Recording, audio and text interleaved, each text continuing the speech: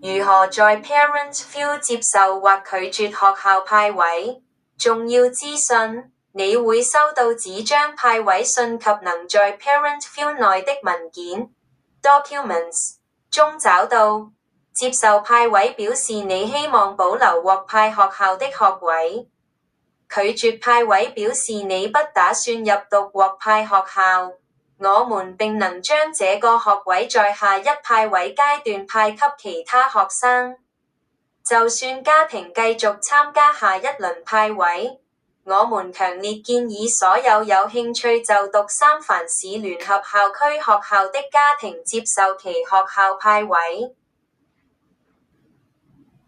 登入 Parent View， 在瀏覽器中輸入 sfusd.edu/online-app， 點擊 Parent View，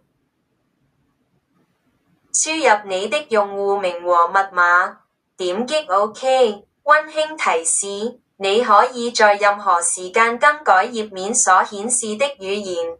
在網頁上點擊 English 或在手機應用程式上點擊 Current Language。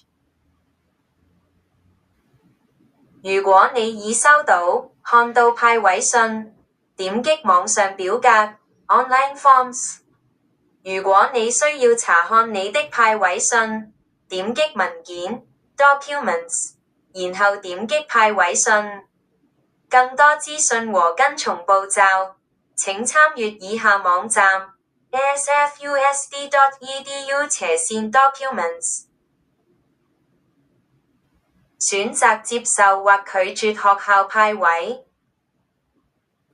填妥所有部分，仔細閱讀所有指示，點擊繼續。請注意，當你填寫接受或拒絕學校派位表格時，你可能需要填寫更多的資訊。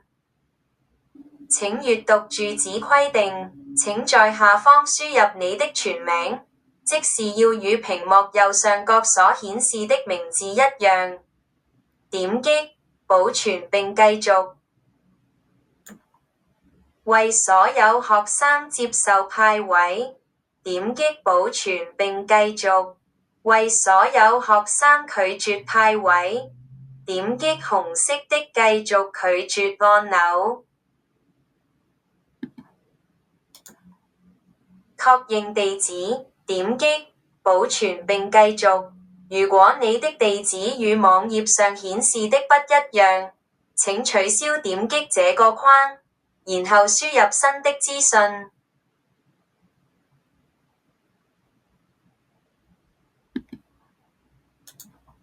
確認、添加或更新家長或監護人資料，點擊保存並繼續。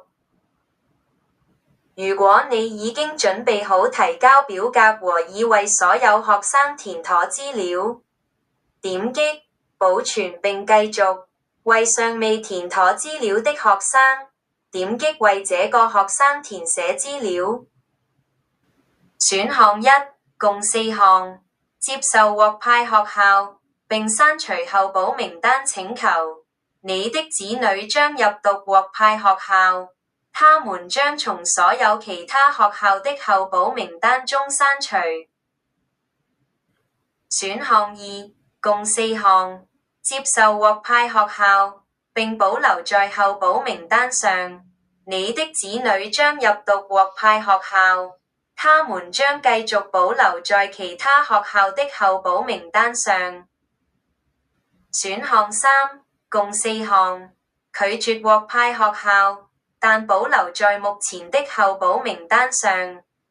你的子女將不會入讀獲派學校，他們將繼續保留在你目前的候補學校名單上。選項四，共4項，拒絕獲派學校，刪除候補名單請求，並申請新的候補名單。你的子女將不會入讀獲派學校，他們將從所有其他學校的候補名單中刪除。你可從自己的 Parent View 帳戶中申請新的學校候補名單。點擊查閱來檢查或修改表格上的資料，或提交 submit 來完成接受、拒絕首輪學校派位手續。重要資訊，請務必點擊提交 submit 來完成提交這份表格。